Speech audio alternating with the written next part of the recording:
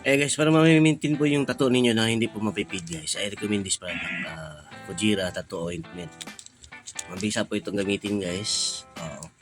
Para yung sugat niya na paunti-unting maghihilom at yung para yung balat niya kusa siya matatanggal na hindi po mapepwersa yung wounds niya guys. So, 2 weeks po, i-maintain ito 2 weeks hanggang sa maghilom lahat yung sugat po, yung tinamaan ng karani para ma-maintain po yung kulay.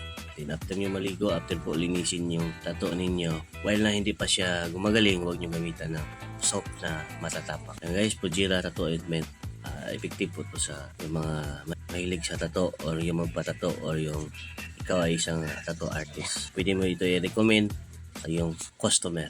Thank you so much. Nasa Yellow Basket yung link. Open nyo lang yan. Diyan po yung details. Bye.